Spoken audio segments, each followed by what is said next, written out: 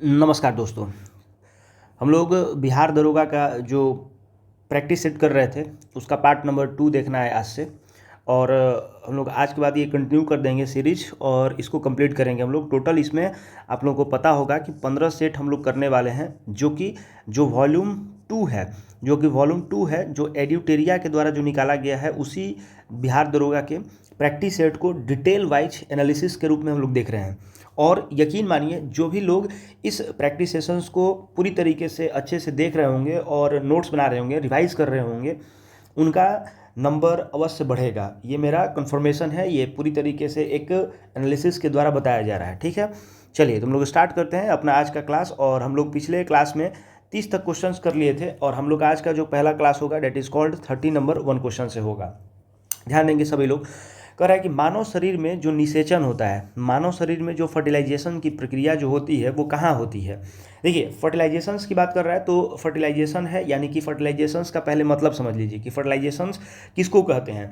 तो फर्टिलाइजेशन एक ऐसा प्रक्रिया होता है जिसमें जो स्पर्म, जो मेल के द्वारा जो स्पर्म होता है और जो फीमेल के द्वारा निकला हुआ जो ओवा होता है, या फिर आप उसे एग बोलते हैं, या फिर उसे आप जो है अंडाणु बोलते हैं, और जो स्पर्म होता है शुक्राणु, ये दोनों के मिलने या दोनों के संलयन की जो प्रक्रिया होती है उसी चीज़ को हम लोग क्या कहते हैं, फर्टिलाइजेशन बोलते हैं। तो कह रहा है कि ये फर्टिलाइजेशन की प्रक्रिया कहाँ पर होती है, तो आप उसका आंसर बताएंगे कि वो जो है वो डिंब वाहिनी नलिका में होती है, जिसको हम लोग इंग्लिश में फैलोपियन ट्यूब बोलते हैं। इसको इंग्लिश में क्या बोलते हैं हम लोग, फैलोपियन ट्यूब बोलते हैं, ध्यान रखिएगा। ठीक है, उसके बाद में आपको पता होना चाहिए कि ये पूरी तरीके से वो फीमेल के बॉडी के अंदर होता है, फीमेल बॉडी के अंदर होता है। ठीक है, फीमेल बॉडी के अंदर होता है। ठीक है, ध्यान रखेंगे।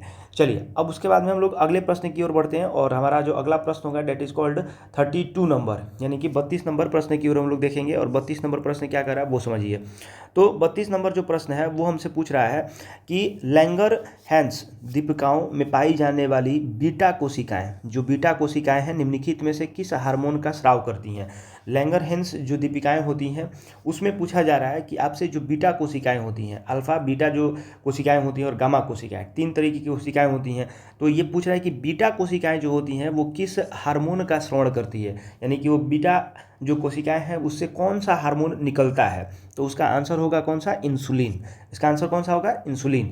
अब ये ध्यान रखेंगे कि ये कह रहा है कि लैंगरहैंस के जो दीप अग्नाशय जो होते हैं, अग्नाशय मतलब जो पेट होता है में मौजूद अंतःस्रावी कोशिकाओं के समूह होते हैं, और उसी चीज़ में ये कोशिकाएं मिल करके रक्त शर्करा के स्तर को नियंत्रित करती हैं।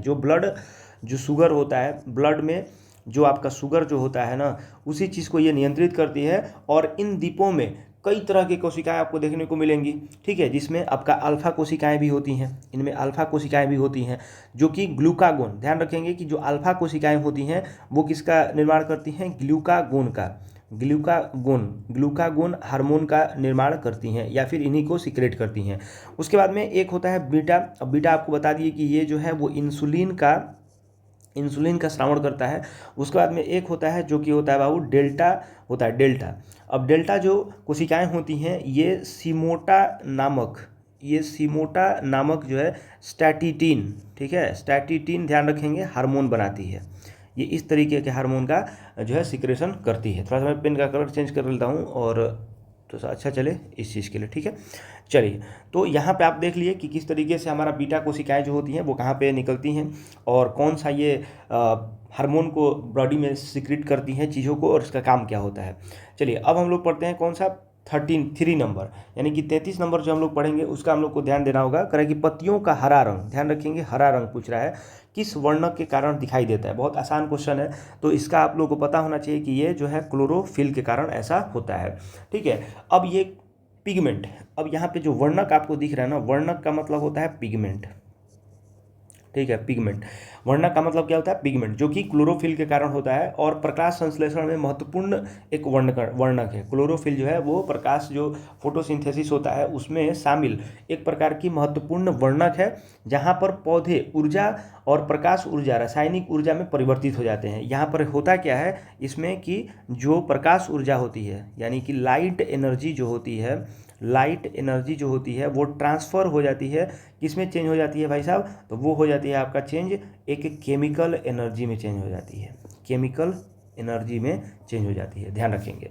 ठीक है, उसमें आप देखेंगे तो जैंथोफिल एक प्रकार का कैरोटीनॉइड होता है। अब यहाँ पे लिखा हुआ है कि कैरोटीनॉइड्स क्या है, तो कैरोटीनॉइड्स के बारे में अगर बात करें तो जैंथोफिल आप लोग देखे होंगे, जैंथोफिल, ठीक है। जैंथोफिल एक प्रकार का कैरोटीनॉइड है जो, इसका रंग कैसा होता है भाई साहब, येलो होता है। इसका रंग कैसा होता है, येलो।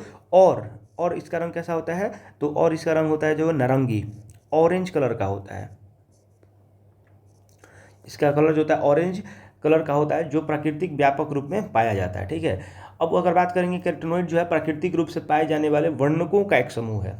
ठीक है, और मुख्य रूप से यह कैरोटीनॉइड्स आपको कहाँ पर देखने को मिलते हैं, तो ये आपको देखने को मिलेंगे भाई साहब, तो फ्रूट्स में ये आपको देखने को मिलेंगे, जो पीले रंग, नारंगी रंग, लाल रंग के जो भी मतलब फल फूल देखते हैं उसमें ये सब जो पीला लाल जो आपको दिखाई देता है वो सारा का सारा जो है कैरोटीनॉइड के कारण ही आपको दिखाई देता है, ये भी आप ध्यान रखेंगे। ठीक है, तो ये उसी तरीके से आपका कंप्लीट हो जाता है। चलिए अब हम लोग बात करते हैं 34 नंबर क्वेश्चन की, और 34 नंबर क्वेश्चन देखेंगे आप। अभी साइंस का जो पूरा का पूरा जो सिस्टम चल रहा है वो चल रहा है क्वेश्चन का सीरीज। ठीक है, यहाँ पे हम लोग देखने वाले हैं, कह रहा है कि 34 नंबर क्वेश्चन कह रहा है कि जब पादप कोशिकाएं जो होती हैं, ध्यान रखेंगे, जब पादप कोशिकाएं से पानी बाहर निकल जाए तो कोशिका की झिल्ली सिकुड़ करके कोशिका भित्ति से अलग हो जाती है, तब क्या होता है। देखिए क्वेश्चन बड़ा सिंपल पूछ रहा है, थोड़ा सा ध्यान देने लायक क्वेश्चन है। लिखा हुआ है कि जब पादप कोशिका से पानी बाहर निकल जाता है, यानी कि कोई भी अगर प्लांट सेल जो है अगर वहाँ से पानी बाहर निकल जाए तो, तथा कोशिका की कोशिका, ठीक है, अब कोशिका की जो कोशिका झिल्ली होती है वो सिकुड़ करके कोशिका भित्ति से अलग हो जाती है, तो उसे हम लोग कौन सा चीज़ बोलते हैं, या फिर इन चारों ऑप्शंस में से क्या कहते हैं, तो इन चीज़ों को हम लोग बोलते हैं बाबू प्लाज्मोलाइसिस। और प्लाज्मोलाइसिस को आप हिंदी में बोलते हैं जीव द्रव व्यंकुचन। ठीक है, जीव द्रव व्यंकुचन, इसे हम लोग हिंदी में कहते हैं जीव द्रव व्यंकुचन, और इसे इंग्लिश में कहा जाता है प्लाज्मोलाइसिस। इसे हम लोग इंग्लिश में बोलते हैं प्लाज्मोलाइसिस, ध्यान रखिएगा। ठीक है, अब ये जो होता है उसके बारे में समझ लीजिए कि आखिर ये प्लाज्मोलाइसिस कौन सा घटना है, किस तरीके की चीज़ों के लिए होता है। तो देखिए, जब पादप कोशिका जो होती है अगर उसमें हाइपरटोनिक सॉल्यूशन में रखा जाता है ना, तो कोशिकाओं से पानी बाहर निकल जाता है। कहाँ से, तो हाइपरटोनिक सॉल्यूशन, ध्यान रखेंगे, हाइपरटोनिक सॉल्यूशन से अगर हम लोग उसमें रखेंगे, घोल में रखेंगे, तो यहाँ से कोशिकाओं से क्या होगा ना कि पूरा का पूरा जो पानी होगा वो बाहर निकल जाएगा, जिससे साइटोप्लाज्म जो कोशिका झिल्ली होती है वो दूर हो जाता है उससे, और कोशिका झिल्ली जो होती है वो भित्ति से दूर चली जाती है, और इस प्रक्रिया को ही हम लोग क्या कह देते हैं भाई साहब, तो इस प्रक्रिया को प्लाज्मोलाइसिस कहते हैं, ध्यान रखेंगे। और ध्यान रखेंगे कि जीव द्रंकुचन के कारण जो मतलब एक तरीके से जो कोशिका में पानी की कमी हो जाती है, जिससे कोशिका के जो पूरे के पूरे जो प्रणाली होती है, कार्य प्रणाली जिसको हम लोग वर्क बोलते हैं, वो सारा का सारा क्या होता है भाई साहब, इससे प्रभावित हो जाता है, बाधित हो जाता है। तो इस प्रकार की चीज़ आप लोग इस चीज़ से ध्यान रखेंगे। अगले क्वेश्चंस की तरफ बढ़ें तो हम लोग अगले क्वेश्चंस लिखा हुआ है क्वेश्चन नंबर 35। अब क्वेश्चन नंबर 35 जो है वो क्या कह रहा है वो समझिए।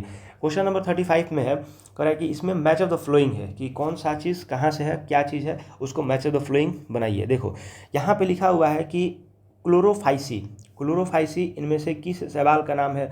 उसके बाद में रोडोफाइसी किस शैवाल का नाम है। कह रहा है कि फियोफाइसी, ब्रायोफाइटा, ये सब किस तरीके से हम लोग इसको देखते हैं। तो सबसे पहले आप आंसर देखेंगे तो ये होगा क्या कि सर ये जो क्लोरोफाइसी नामक जो चीज़ है, क्लोरोफाइसी, अब ये क्लोरोफाइसी जो होता है ये लाल रंग का होता है। कैसा होता है, लाल रंग का। जो क्लोरोफाइसी होता है वो कैसा कलर का होता है, लाल रंग का।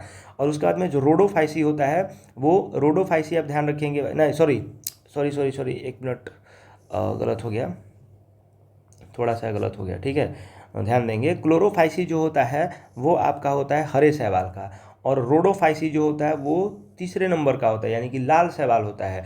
और उसके बाद में जो फियोफाइसी जो होते हैं वो भूरे रंग के होते हैं। और उसके बाद में जो ब्रायोफाइटा होता है वो लिवर्ड कलर का होता है। तो इसमें आप आंसर देख लेंगे कि पहला ए का कौन सा होगा, 3, तो ए का यहाँ पे सिर्फ एक ही में दिया हुआ है, सॉरी ए का कहाँ पे है, 2, तो ए का 2 मिल गया, यानी कि ये वाला ऑप्शन और ये वाला ऑप्शन हमारा खत्म हो गया। ठीक है, ये वाला ऑप्शन और ये वाला ऑप्शन क्या हो गया, खत्म हो गया।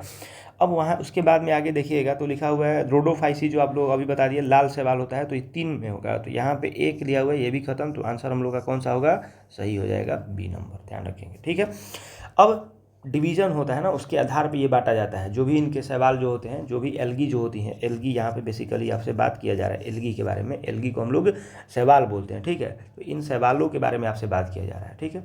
चलिए, अब उसके बाद में अगले क्वेश्चन की तरफ चलते हैं। और अगला क्वेश्चन जो हमारा लिखा हुआ है कि किस तरंग के दो उत्तर त्रोदर श्रृंग अथवा दो तरह की उत्तर तोर्द गर्त के बीच की दूरी को क्या कहते हैं, ठीक है। यहाँ पे आपसे पूछा जा रहा है कि अगर आपके पास वेव है और उन दोनों वेव के बीच में जो अपर वाला चीज़ है और लोअर वाला चीज़, जो इस तरीके से वेव देखते हैं, तो ये वाला और ये वाला, इन दोनों के बीच के डिस्टेंस को हम लोग क्या कहते हैं, इन दोनों के बीच के डिस्टेंस को क्या कहते हैं, तो इसको हम लोग कहते हैं तरंग दैर्घ्य, जिसको हम लोग इंग्लिश में बोलते हैं वेव लेंथ। क्या कहते हैं इसको? वेव लेंथ कहते हैं, ये ध्यान रखेंगे। और ये जो वेव लेंथ होता है इसे हम लोग डिनोट करते हैं लेमडा से, ये भी आप लोग ध्यान रखिएगा। 37 नंबर की बात करें तो पूछ रहा है कि जिस बिलियन, यानी कि जो सॉल्यूशन जो होता है में कोई पदार्थ एक सीमा के बाद और अधिक न घोला जा सके, ऐसे विलयन को निम्नलिखित में से क्या कहते हैं। तो इस चीज़ को हम लोग क्या कहेंगे भाई साहब, तो इसको हम लोग बोलते हैं संतृप्त विलयन। क्या कहते हैं भाई साहब? संतृप्त विलयन इसको हम लोग कहते हैं। यानी कि संतृप्त विलयन, संतृप्त सॉल्यूशन एक ऐसा सॉल्यूशन का प्रकार होता है जिसमें अगर कोई भी आप पदार्थ को, ठीक है, एक सीमा होता है, उसके बाद अगर आप उसमें डालेंगे तो वो घोल नहीं पाता है, तो इस चीज़ को हम लोग बोलते हैं संतृप्त जो है विलयन, इसको कहा जाता है। देखो, पूरी तरीके से अगर बिलियन की बात करें तो बिलियन जो होता है ना, अगर बिलियन की बात करें तो बिलियन के बारे में थोड़ा सा समझ लीजिए।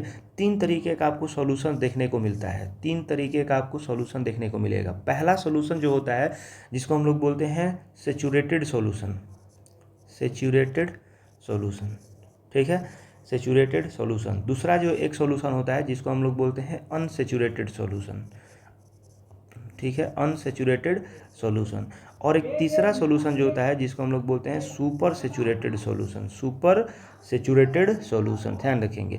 अब ये सेचुरेटेड सॉल्यूशन जो होता है ये क्या करता है, तो सेचुरेटेड सॉल्यूशन, मान लीजिए कि आपका एक हम बीकर ले लिए, उस बीकर में पानी डाल दिए हैं, ठीक है, पानी है, और ये पानी जो है वो 32 ग्राम जो है नमक को घुला सकता है, ठीक, किसको घुला सकता है? 32 ग्राम नमक को घुला सकेगा। पूरी तरीके से ये क्या हो जाएगा, इसमें जो 32 ग्राम जो सॉल्ट होंगे, जो सॉल्ट के पार्टिकल्स होंगे, ये पूरी तरीके से इस पानी में घुल जाएंगे। आपको थोड़ा सा भी, छोटा सा भी दूसरा कण जो होगा वो दिखाई नहीं देगा। तो इस प्रकार की चीज़ों को हम लोग क्या बोलते हैं? Saturated solution. अब इसमें अगर मान लीजिए आप 33वां ग्राम जो है अगर सॉल्ट को इसमें डालेंगे, नमक को डालेंगे, NaCl को, तो पानी में वो नीचे जा कर के बैठ जाएगा। तो इसी चीज़ को कहा जाता है सेचुरेटेड सॉल्यूशन, जिसको आपने यहाँ पर संतृप्त विलयन का नाम दिया, ठीक है। उसके बाद में आते हैं तो अनसेचुरेटेड सॉल्यूशन क्या होता है। तो अनसेचुरेटेड सॉल्यूशन में ध्यान रखिएगा, अनसेचुरेटेड जो सॉल्यूशन होते हैं ना, इसमें क्या होता है कि इसमें अगर मान लेते हैं कि अनसेचुरेटेड सॉल्यूशन में उल्टा होता है। अगर मान लीजिए कि यहाँ पे पानी भरा हुआ है और इस पानी में टोटल हम कितना नमक घोल सकते हैं भाई साहब? 32 ग्राम। लेकिन हम यहाँ पे 32 ग्राम नहीं घोले, बल्कि हम 30 ग्राम घोल दिए, 28 ग्राम डाल दिए। तो इसमें हम और थोड़ा सा नमक डाल सकते हैं। कितना डाल सकते हैं कि वो 32 ग्राम तक पूरी तक पहुँच जाए, ठीक है। तो ये होता है अनसेचुरेटेड सॉल्यूशन। उसके बाद एक अगला होता है जो सुपर सेचुरेटेड आप लोग को बताए हैं, सुपर सेचुरेटेड जो सॉल्यूशन बताए हैं ये वाला। तो इसमें क्या होता है ना कि अगर मान लेते हैं कि अगर ये बीकर है और आप लोग जानते हैं कि 100 ग्राम अगर हम यहाँ पे पानी डाले हुए हैं तो उसमें कितना होगा? 32 ग्राम जो NaCl है वो घुल जाएगा। लेकिन अगर मान लीजिए कोई व्यक्ति बोला कि नहीं, हमको इसमें और ज़्यादा नमक घुलाना है, तो हम लोग उस चीज़ में क्या करेंगे? तो उस टाइप में हम लोग चीज़ों को क्या करते हैं कि उसमें अब इस पानी को थोड़ा सा हीट करेंगे। और आप लोगों को पता होगा कि पानी को जब हीट किया जाता है तो पानी के जो मॉलिक्यूल्स होंगे, पानी के जो मॉलिक्यूल्स में काइनेटिक एनर्जी उनकी बढ़ जाती है। तो काइनेटिक एनर्जी बढ़ेगी तो इनके बीच का जो गैप होता है, जिसको आप लोग इंटरमॉलिक्यूलर स्पेस बोलते हैं, वो इंटरमॉलिक्यूलर स्पेस क्या हो जाएगा? बढ़ जाएगा। तो इसमें अगर आप और थोड़ा सा नमक डाल दें, जैसे मान लो कि हम 6 ग्राम और नमक मिला देते हैं, तो ये 6 ग्राम नमक भी इसमें घुल जाएगा। तो इस प्रकार के जो सॉल्यूशन आपको बनते हैं, इसे हम लोग सुपर सेचुरेटेड सॉल्यूशन का नाम देते हैं। तो ये पूरी तरीके से एक क्वेश्चन हम लोग ठीक कर लिए, ठीक है। अगले क्वेश्चन की तरफ देखते हैं। तो हम लोग का क्वेश्चन होगा date is called 38। 38 number question को बड़ा ध्यान से समझिएगा, क्या कह रहा है 38 नंबर क्वेश्चन। देखिए 38 नंबर क्वेश्चन में पूछा जा रहा है कि दो परमाणुओं के समस्थानिक यानी कि आइसोटोप की बात कर रहा है, यानी कि दो परमाणु है और दोनों परमाणु के समस्थानिक आइसोटोप को कहा जाता है, क्या कहेंगे? ठीक है, आप क्या कहिएगा? तो उसको हम लोग देखिए क्या बोलते हैं भाई साहब, तो ये ध्यान देने वाली बात है कि आइसोटोप, आइसोटोन और आइसोबार, ये तीन चीज़ होते हैं और तीन चीज़ को आपको अच्छे से समझना होगा। और जब तीनों चीज़ों को आप अच्छे से समझ जाएंगे तो ये आपको समझ में आ जाएगा कि किस तरीके से क्या क्या होता है। तो देखिए पहला ऑप्शन में लिखा हुआ है कि उनकी परमाणु संख्या समान परंतु द्रव्यमान संख्या भिन्न होती है। जी हाँ, यही आपका आंसर ए में ही मिल गया कि आइसोटोप जो है किसको कहते हैं भाई साहब, जिसको हम लोग समस्थानिक बोलते हैं। तो ध्यान रखेंगे कि जो भी उनके जो परमाणु संख्या होते हैं, एटॉमिक नंबर की बात हो रहा है, वो कैसे रहेंगे, इक्वल रहते हैं। जो एटॉमिक नंबर है वो इक्वल रहेंगे, लेकिन उनका एटॉमिक जो मास होता है वो अलग अलग रहेगा। एटॉमिक नंबर तो इक्वल रहेगा लेकिन एटॉमिक मास जो होगा वो डिफरेंट होगा। तो इस प्रकार की चीज़ों को हम लोग क्या कहते हैं, आइसोटोप कहते हैं। ठीक है, ध्यान हो गया, समझ में बात आ गया।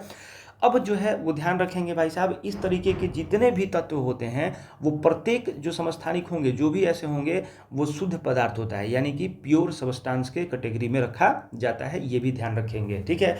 अब उसके बाद थोड़ा सा ये चीज़ होते हैं वो समझ लीजिए कि जो ये आप समस्थानिक जो देख रहे हैं, जितने भी रसायन के गुण इसमें होंगे वो उनके रासायनिक गुण, यानी कि उनका अगर आप बात करें कि केमिकल जो प्रॉपर्टीज़ होता है, केमिकल जो प्रॉपर्टीज़ होता है वो भाई साहब आपका सेम रहेगा।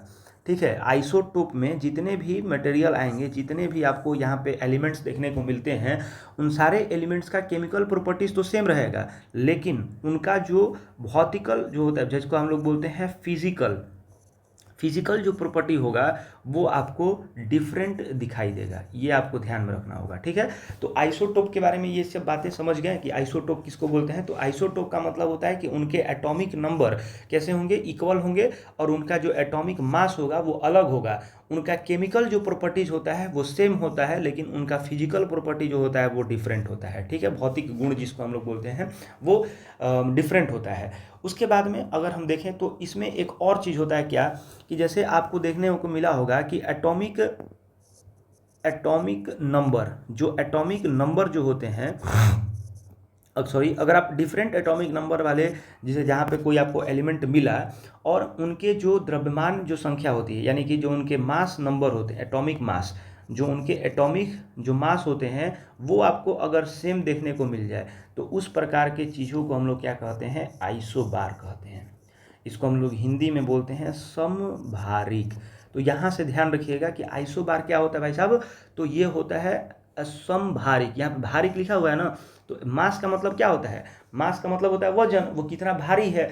तो ये भारी है, तो इसे याद रखेंगे कि हम लोग इसको क्या कहते हैं, समभारिक बोलते हैं। यानी कि इसमें एटॉमिक मास तो सेम रहेगा, लेकिन इसमें एटॉमिक नंबर क्या होगा, वो डिफरेंट रहेगा, ठीक है। तो इस क्वेश्चन से आपको इतनी सारी जानकारी दिमाग में रखनी होंगी। चलिए बात करते हैं 39 क्वेश्चन नंबर के ऊपर। अब 39 नंबर क्वेश्चन क्या कह रहा है, 39 नंबर क्वेश्चन कह रहा है कि निम्नलिखित में से सर्वाधिक और न्यूनतम, यानी कि यहाँ पे पूछ रहा है मैक्सिमम और यहाँ पे पूछ रहा है मिनिमम। कह रहा है कि निम्नलिखित में से सर्वाधिक और न्यूनतम अभिक्रियाशीलता वाले युग्म का कौन सा मतलब युग्म है। यानी कि यहाँ पे पूछ रहा है कि मैक्सिमम रिएक्टिविटी, ठीक है, मैक्सिमम रिएक्टिविटी और मिनिमम रिएक्टिविटी, ठीक है, मिनिमम रिएक्टिविटी जो होती है उसको पूछ रहा है कि कौन सा इसमें युग में है, आपको देखने को मिल रहा है। तो देखिए गोल्ड और मरकरी देखेंगे तो ऐसा तो नहीं है भाई साहब। सोडियम और आयरन देखेंगे, जी नहीं, सोडियम तो सबसे टॉप पे होता है, मतलब सेकेंड स्थान पे होता है, लेकिन और इधर आयरन तो नहीं होता है। पोटेशियम और हाइड्रोजन को देखेंगे तो ये हो सकता है, पोटेशियम और हाइड्रोजन, ये वाला नहीं, हाइड्रोजन है तो ये भी नहीं होगा, ये भी गलत हो जाएगा, क्योंकि हाइड्रोजन से नीचे गोल्ड देखने को मिलता है। तो यहाँ पे हो जाएगा पोटेशियम और गोल्ड, ये ध्यान रखेंगे। इसमें क्या होगा भाई साहब, ये वाला सही होगा, चौथा नंबर जिसको हम लोग बोलते हैं पोटेशियम और गोल्ड, ठीक है। अब थोड़ा सा आपको रिएक्टिविटी सीरीज आपको समझा देते हैं कि रिएक्टिविटी सीरीज क्या होता है। यानी कि अब रिएक्टिविटी सीरीज में आपको दिमाग में क्या रखना होगा, सबसे पहले आपको ध्यान रखना होगा पोटेशियम को हम लोग के बोलते हैं। पोटेशियम के बाद में आता है सोडियम को Na बोलते हैं। उसके बाद में आता है कैल्शियम, Ca होता है। उसके बाद में आता है मैग्नीशियम, Mg होता है। उसके बाद में क्या आता है भाई साहब, उसके बाद में आता है एल्यूमिनियम Al होता है। उसके बाद में क्या आता है, तो जिंक आता है, Zn आता है। उसके बाद में क्या आता है, आयरन आता है, तो Fe हो गया। उसके बाद में लेड आता है, तो Pb हो गया। उसके बाद में लेड आ गया तो उसके बाद में Pb हो गया। उसके बाद में आता है हाइड्रोजन। अब यहाँ से ऊपर में आप जो भी ये चीज़ देख रहे होंगे, ये हाइड्रोजन से भी ज़्यादा रिएक्टिव है। और यहाँ पे अब हाइड्रोजन रिएक्टिव हो जाएगा इन मटेरियल से भी। अब ध्यान रखेंगे कौन सा मटेरियल है भाई साहब, कॉपर। कॉपर से रिएक्टिव कौन ज़्यादा है, तो हाइड्रोजन है। उसके बाद में यहाँ पे आप देखेंगे लास्ट में तो मरकरी लिखा हुआ है, मरकरी Mg, मरकरी को Mg मरकरी को क्या बोलते हैं हम लोग, Hg बोलते हैं। मरकरी को Hg बोलते हैं, Hg माने पारा, मरकरी हो गया। उसके बाद में सिल्वर, ठीक है, Ag। और उसके बाद में लास्ट में आपका Au होता है, ठीक है, Au। तो देखिए ये कैसे आप लोगों को पता चला, इसमें क्वेश्चंस के थ्रू कैसे आप ढूंढते। देखो यहाँ पे लिखा हुआ है गोल्ड, तो भाई साहब गोल्ड तो यहाँ पे है, गोल्ड Au है, मरकरी है, तो ये तो कैसे भी करके नहीं होगा। उसके बाद में सोडियम और आयरन लिखा हुआ था, सोडियम और आयरन भाई साहब नीचे और भी होते हैं, ये नहीं लिखा हुआ था। पोटेशियम, हाइड्रोजन, पोटेशियम ठीक है, पोटेशियम यहाँ पे लिखा हुआ है के, और यहाँ पे हाइड्रोजन लिखा हुआ है, लेकिन हाइड्रोजन तो है नहीं सबसे लोएस्ट। यहाँ पे आपको ऑप्शन में दिख रहा था पोटेशियम और में यहाँ पर गोल्ड, ये आपको ध्यान में रखना पड़ेगा, ठीक है। चलिए उसके बाद में हम लोग बात करते हैं क्वेश्चन नंबर 40 के ऊपर। करा कि आवर्त सारणी में लिथियम से सीजियम की ओर जाने पर जो है क्षार धातुओं का घनत्व कैसा होता है।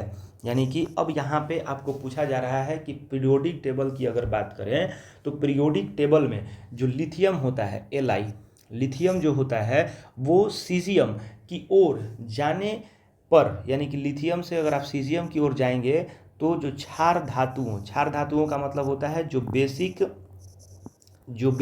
मेटल जो होते हैं, जो बेसिक मेटल होते हैं उनका घनत्व जो होता है वो सामान्यतः क्या होता है भाई साहब, कम होता है कि बढ़ता है कि अपरिवर्तित रहता है, पहले बढ़ता है और फिर घटता है। तो इसका ध्यान में रखेंगे आप आंसर, इसको याद कर लीजिएगा, ये आंसर होता है बढ़ता है। ये कहाँ से क्वेश्चन पूछा गया है, तो ये वाला क्वेश्चन आपको देखने को मिलता है क्लास 10 का जो चैप्टर है पीरियोडिक टेबल, उसमें आप देखेंगे तो ये सारा का क्वेश्चन आपको, मतलब सारा थ्योरी इसमें आपको देखने को मिल जाएगा, ठीक है। अब समझिए कि क्षार धातुएं क्या होती हैं। अब बेसिक हम लोग मेटल के बारे में थोड़ा सा जानकारी ले लेते हैं कि बेसिक मेटल जो होते हैं, बेसिक मेटल्स की जानकारी क्या क्या होती है। तो ये थोड़ा ध्यान रखेंगे कि ये नरम होते हैं। बेसिक मेटल जो होते हैं वो कैसे होते हैं भाई साहब, नरम होते हैं। उसके बाद में हल्का होते हैं, ठीक है, हल्का होते हैं। उसके बाद में जैसे चांदी के समान श्वेत होते हैं, जैसे वाइट होते हैं, आपको दिखेगा जो जैसे चांदी होते हैं उसके जैसा श्वेत रहेंगे। लिथियम से सीजियम की ओर, अगर आप लिथियम से सीजियम की ओर अगर बढ़ते रहते हैं तो क्षार धातुओं का सामान्यतः जो घनत्व होता है वो क्या होता है, तो बढ़ता है, ठीक है। अब ये ध्यान हो गया। अब उसका बात यह क्या है कि मतलब पोटेशियम एक अपवाद हो जाता है इस पूरे श्रृंखला में। जो पोटेशियम होता है वो थोड़ा सा मतलब उसमें जो है एक अपवाद है, और अपवाद होने से क्या हो जाता है कि वो पूरे चीज़ को बिगाड़ देता है। जिसमें ना पता चलता है आपको कि इसका जो मतलब पोटेशियम का जो घनत्व है ना, पोटेशियम के घनत्व से इसका जो जो सोडियम है उसके घनत्व से पोटेशियम का घनत्व क्या हो जाता है, कम हो जाता है, ठीक है। तो इसलिए ये अपवाद बन जाता है। कौन सा, तो याद रखेंगे पोटेशियम किससे कम रहता है भाई साहब, सोडियम से, ठीक। चलिए हम लोग 41 नंबर की बात करते हैं, क्वेश्चन नंबर 41।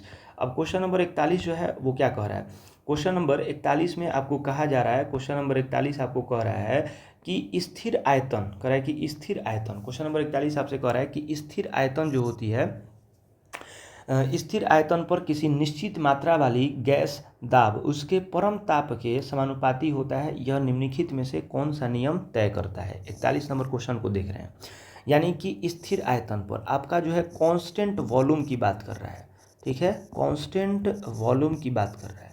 कांस्टेंट वैल्यू पर किसी निश्चित मात्रा वाली गैस का दाब जो है उसके परम ताप के समानुपाती होता है। जो गैस का दाब होगा, यानी कि जो गैस का प्रेशर जो होगा उसका जो परम ताप होता है, यानी कि वो जितना तक जा सकता है उसके ताप के समानुपाती होता है। समानुपाती को हम लोग बोलते हैं डायरेक्टली प्रोपोर्शनल, ठीक है, डायरेक्टली प्रोपोर्शनल बोलते हैं।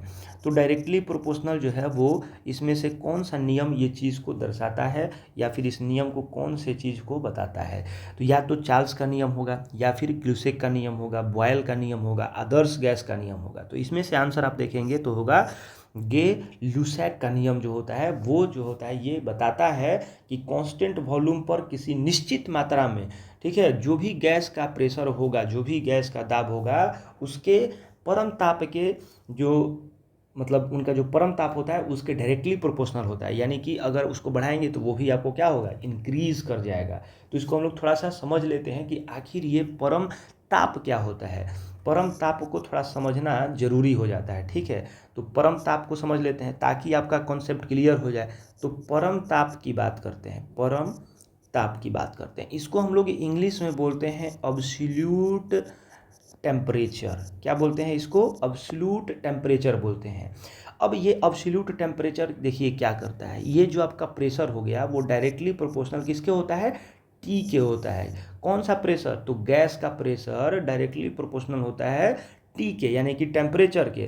तो यहाँ से जब इसको हम हटाएंगे, जब इसको हम लोग क्या करेंगे भाई साहब, जब डायरेक्टली प्रोपोर्शनल के साइन को हटाएंगे तो P बराबर क्या होता है, के टी होता है, के गुने में टी, के टी हो गया।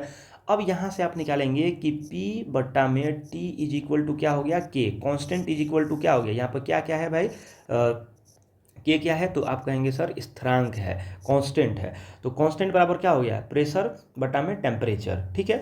अब ये लिखा हुआ है कि P1 यानी कि जो P1 हो गया बटा में T1 is equal to P2 बटा में T2। तो ये ध्यान रखेंगे इक्वल टू बराबर क्या होता है, P1 इंटू T2 और P2 इंटू में T2, सॉरी ये वाला ध्यान रखिएगा, P1 इंटू में T1 is equal to P2 into में T2।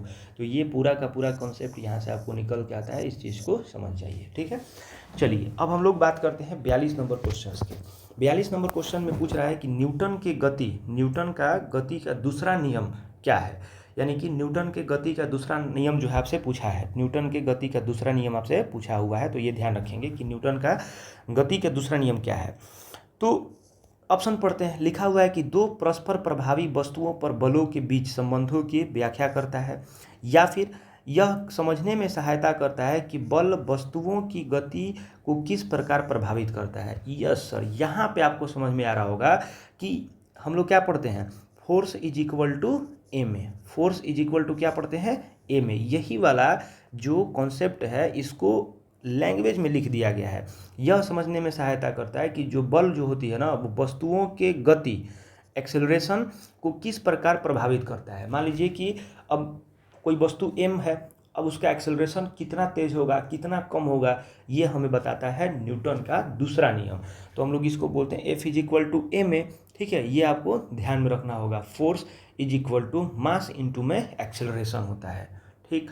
अब उसके बाद में आते हैं 43 नंबर क्वेश्चन पे कि बैरोमीटर को अब क्या है, तो क्वेश्चन में पढ़ लेते हैं कि आखिर कौन कौन सा बात बैरोमीटर के बारे में सही है। तो बैरोमीटर के बारे में अगर पढ़ें तो लिखा हुआ है कि वायुमंडलीय दाब मापने हेतु प्रयुक्त किया जाता है। वायुमंडलीय दाब को इंग्लिश में क्या कहते हैं, एटमॉस्फियरिक प्रेशर, एटमॉस्फियरिक प्रेशर, इसको हम लोग एटमॉस्फेरिक प्रेशर बोलते हैं।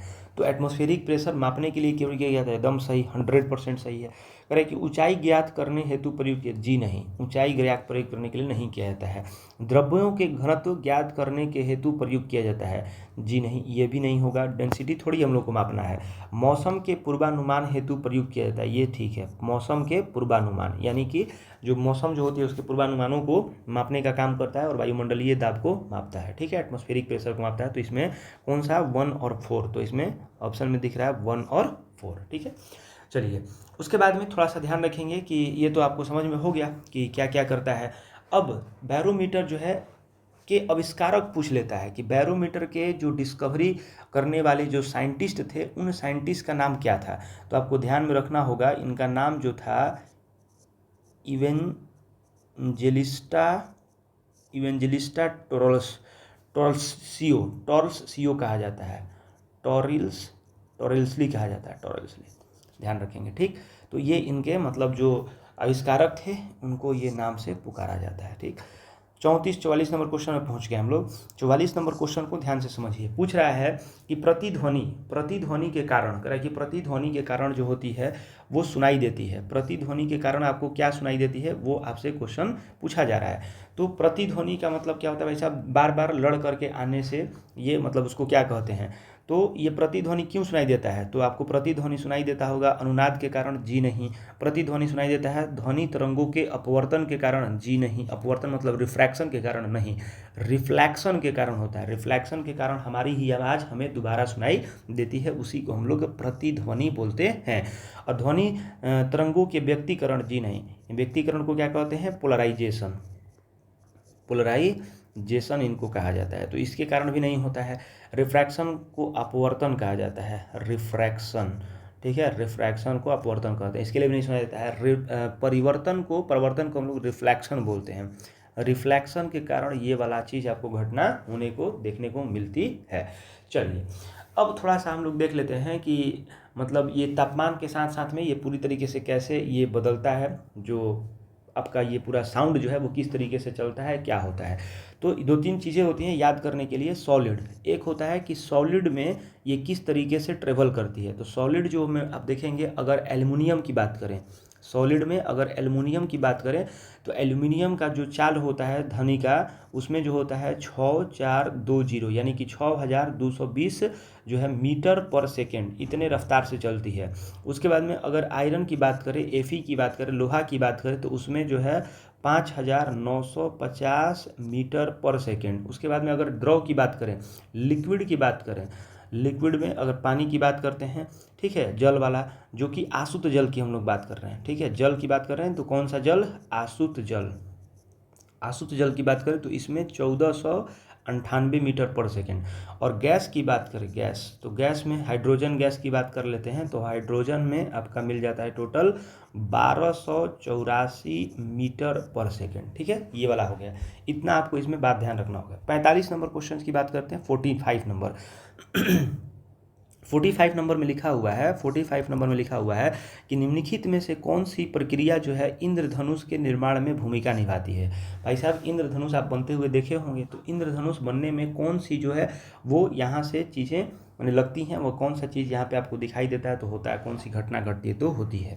तरह की अपवर्तन, यानी कि अभी हम लोग ऊपर अपवर्तन को क्या पढ़ के आ रहे हैं? रिफ्रैक्शन, ये होता है, जी सर। विक्षेपण, ये भी होता है। स्कैटरिंग, जी सर। पूर्ण मतलब जो टोटल इंटरनल रिफ्लेक्शन है वो भी, यस सर। और यहाँ पे लिखा हुआ उपयुक्त में से सभी, तो आंसर कौन सा होगा? उपयुक्त में से सभी, यानी कि तीनों जो इंसिडेंट हैं वो इंद्रधनुष बनने के काम में आती हैं, ठीक है, ये ध्यान रखिएगा, ठीक। अब हम लोग थोड़ा सा ध्यान रखते हैं, इसमें एक चीज़ पूछ लिया जाता है कि इंद्रधनुष जो है ना, इंद्रधनुष वो हमेशा सूर्य के विपरीत दिशा में बनता है, ठीक है, सन के अपोजिट डायरेक्शन में, सन के अपोजिट डायरेक्शन में आपको बनते हुए दिखाई देगा, सन के अपोजिट डायरेक्शन में बनती है, ठीक। 46 नंबर की बात करते हैं, तो 46 नंबर कह रहा है कि तापमान बढ़ने पर, ठीक है, सभी शुद्ध धातुओं के प्रतिरोध पर क्या प्रभाव पड़ता है। 46 नंबर क्वेश्चन पूछ रहा है कि तापमान अगर बढ़ा दिया जाए, ठीक है, अगर टेम्परेचर जो है इंक्रीज कर दें, ठीक है, टेम्परेचर हम इंक्रीज कर दें, तो उसमें हो रहा है कि जो शुद्ध धातु होते हैं, जो प्योर मेटल हैं, प्योर मेटल, तो प्योर मेटल का जो रेजिस्टेंस होगा, प्योर मेटल का जो रेजिस्टेंस होगा उसके ऊपर क्या प्रभाव होगा। तो प्योर मेटल का जो रेजिस्टेंस हो जाता है वो क्या हो जाता है भाई साहब? अप्रभावित नहीं, कम हो जाना नहीं, आंसर होगा इसमें बढ़ जाता है। यानी कि अगर बात करें कि टेम्परेचर आप कर रहे हैं, टेम्परेचर बढ़ा रहे हैं, अब अगर आपके पास में कोई प्योर मेटल है तो उसका रेजिस्टेंस क्या हो जाएगा? बढ़ जाएगा। अब देखिए रेजिस्टेंस होता क्या है वो समझिए। रेजिस्टेंस का मतलब होता है प्रतिरोध। प्रतिरोध को अपने से समझिए, खुद से मैं समझा रहा हूँ वो समझ जाएंगे। देखिए मान लीजिए कि ये कोई वायर है, ठीक है, अगर इस वायर में अगर हम बोले कि प्रतिरोध 0 है इसका, तो इसका मतलब इसमें बिजली यानी कि जो इसमें इलेक्ट्रिसिटी जो फ्लो करती है वो बिना रुकावट के बहेगी। अगर हम बोल दिए कि ये एक वायर है और इस वायर में यहाँ पर रुकावट जैसे आपको देखने को मिल रहा है, तो ये रुकावट को ही हम लोग क्या कहते हैं भाई साहब? तो रेजिस्टेंस कहते हैं। यानी कि फ्लो ऑफ इलेक्ट्रॉन को बाधित करने में ये हेल्प करता है, यानी कि जो फ्लो ऑफ इलेक्ट्रॉन होगा उसे बाधित करने में क्या। देखिए क्वेश्चन नंबर जो हम लोग का 47 है, कह रहा है कि 47 नंबर क्वेश्चन पे पहुंच गए हम लोग। तो 47 नंबर क्वेश्चन हमसे क्या कह रहा है वो समझिएगा। 47 नंबर क्वेश्चन पूछ रहा है कि पानी का हिमांक बिंदु क्या होगा। ये तो बहुत आसान क्वेश्चन है, इसका आंसर जो होता है वो 32 डिग्री फ़ारेनहाइट होगा। पानी का हिमांक बिंदु पूछा है तो ये इसका क्या होगा? 32 डिग्री फ़ारेनहाइट। अब थोड़ा सा इसके एक फार्मूले होते हैं कि कैसे आप चेंज करते हैं, उस फार्मूला का ज्ञान आपको होना चाहिए। तो जैसे 4 पैमानों के संबंध पे आपको मैं फार्मूला बताने की कोशिश कर रहा हूँ, आप उसे समझ जाइएगा कि कौन से वो 4 फार्मूले हैं जिनके ऊपर ये मैं आपको बता रहा हूँ। देखिए, एक होता है डिग्री सेल्सियस, ये सेल्सियस माइनस का 0/100, ठीक। उसके बाद में होता है F माइनस के 32 यानी कि फ़ारेनहाइट/80, फ़ारेनहाइट माइनस 32/80, 180। यहाँ पे लिखा हुआ है R, यानी कि R जो है वो एक प्रकार का मेज़र करने का एक तरीका होता है। R माइनस के 0 क्या होता है 80, और यहाँ पे केल्विन वाला जो होता है ये भी एक मापक यंत्र ही है, और केल्विन 273 कितना होता है 100। ये फार्मूला आपको पता होना चाहिए। और यहाँ से आप अगर मतलब सेल्सियस से फ़ारेनहाइट में करना है तो यहाँ से चेंज कर लेंगे, फ़ारेनहाइट से अगर आपको केल्विन में जाना है तो यहाँ से चेंज कर लेंगे, फ़ारेनहाइट से सेल्सियस में जाना है या फिर आर वाले में जाना है तो वो भी चेंज कर लेते हैं, तो ये हम लोग चेंज कर लेंगे, पूरी तरीके से ये चेंज हो जाता है, ठीक है। 48 नंबर क्वेश्चन की बात करें तो 48 नंबर क्वेश्चन बता रहा है कि किलाउथु ज्वालामुखी किस द्वीप पर स्थित है। देखिए, अब यहाँ से आपका पूरा साइंस का पोर्शन खत्म हो गया और यहाँ पे आपको देखने को मिलेगा अब ज्योग्राफी या फिर उससे रिलेटेड जितने भी सोशल स्टडीज़ के चैप्टर्स हैं उनसे मिलेगा। तो किला कह रहा है कि किला हुआ, कह रहा है कि किला हुआ, कह रहा है कि किला हुआ ज्वालामुखी, थोड़ा पढ़ने में देखिएगा, किला हुआ लिखा हुआ है, क्या लिखा हुआ है भाई साहब, किला हुआ। तो किला हुआ जो ज्वालामुखी है वो किस द्वीप पर स्थित है, तो ये ध्यान रखेंगे। आइसलैंड पर स्थित है, जी नहीं। आपका ग्रीनलैंड पर स्थित है, जी नहीं। और इनमें से कोई नहीं होगा, ये आंसर होगा हवाई द्वीप, ठीक है, हवाई द्वीप पर ये स्थित है। आप ज्वालामुखी को समझ रहे होंगे। अब आपके पास में कुछ इंपॉर्टेंट ज्वालामुखी के जो प्रकार हैं उनको थोड़ा सा ध्यान में रखिएगा कि कौन कौन से आखिर ज्वालामुखी आपको और आपके एग्जाम के लिए इम्पोर्टेंट है, उसको मैं लिखवा देता हूँ, एक बार में ध्यान दे लीजिएगा।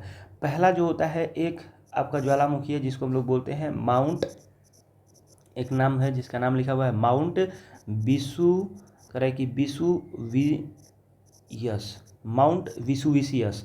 यह आपका जो ज्वालामुखी देखने को मिलता है इटली में देखने को मिलता है, ठीक है, इटली में।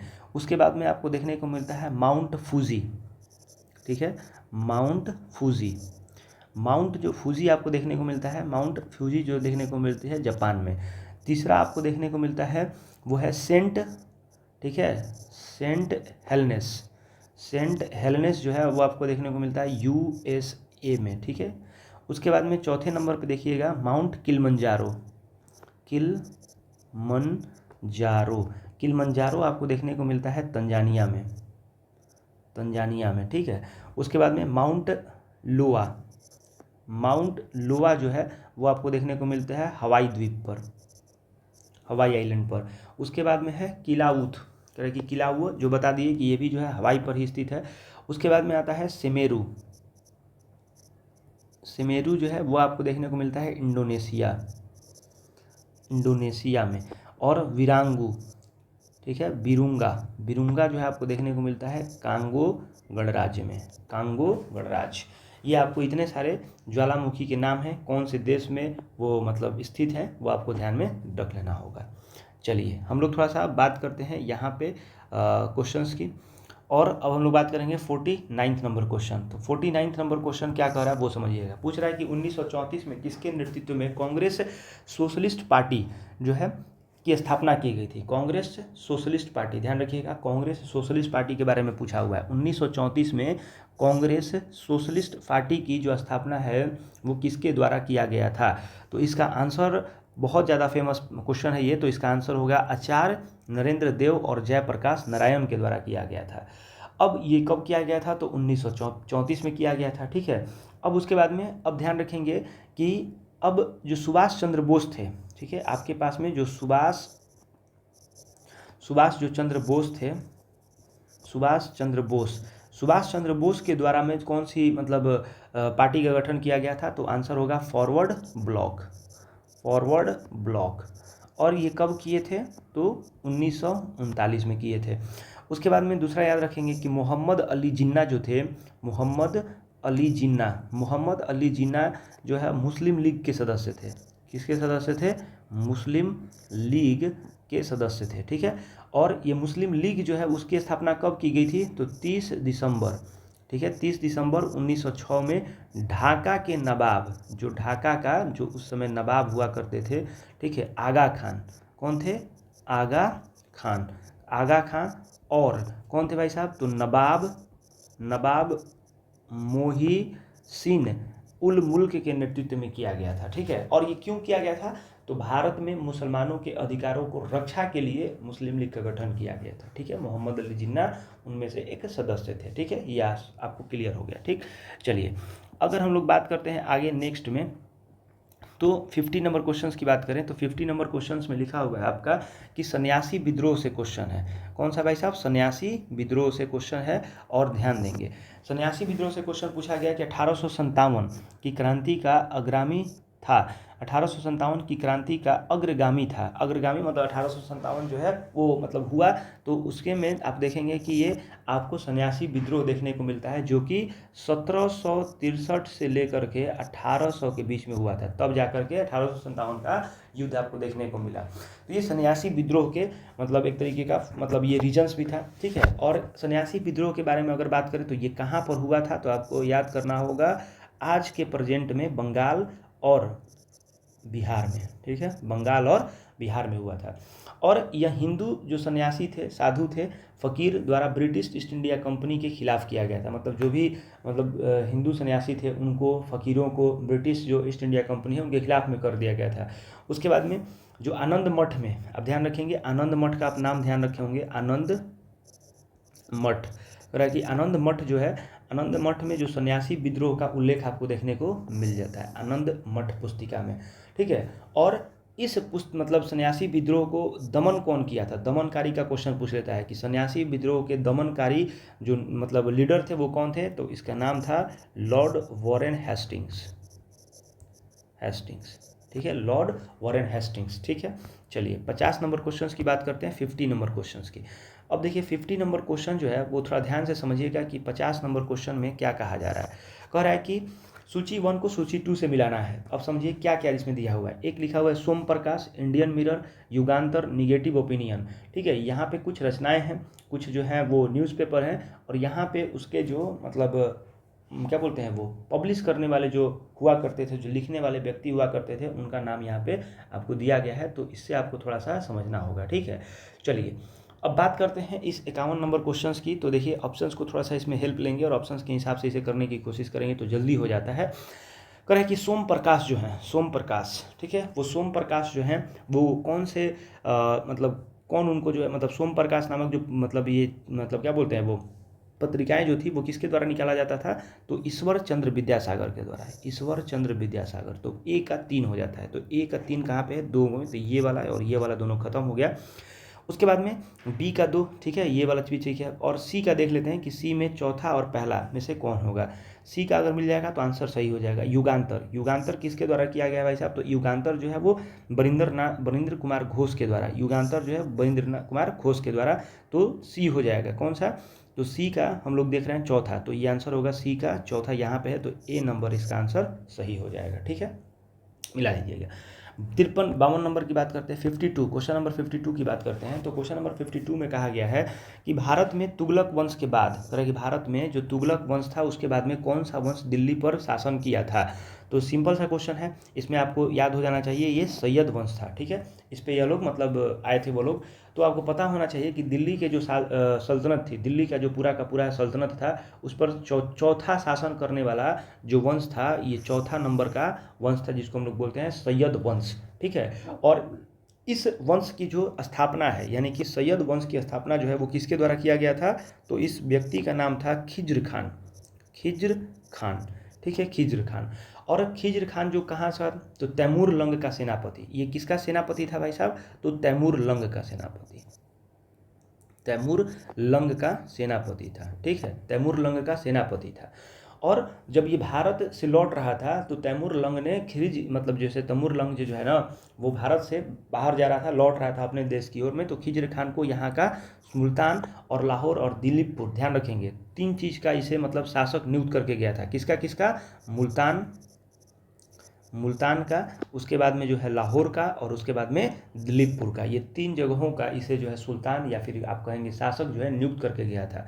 और खिज्र खान की जो मृत्यु है वो कब हो गई, तो 20 मई 1421 को इसकी जो है मृत्यु हो जाती है। ठीक, चलिए क्वेश्चन नंबर 53 पे बात करते हैं। क्वेश्चन नंबर 53 जो है, क्वेश्चन नंबर 53 क्या कह रहा है कि इनमें से 1857 के विद्रोह में सक्रिय रूप से भाग लिया था, मतलब जो है कौन सा इसमें से जो व्यक्ति थे वो सक्रिय रूप से एक्टिव थे और भाग लेने में वो एक्टिव तरीके से काम किए थे। तो नाना साहब होंगे, मौलवी अहमद जो है अब्दुल्ला होंगे, बेगम हजरत महल होंगे, ये इनमें से सभी लोग थे। तो इनमें से सभी लोग थे, आप लोग पता होगा कि बेगम हजरत महल लखनऊ से, नाना साहब भी थी और मौलवी अहमदुल्ला भी थे। ठीक है, मौलवी अहमदुल्ला।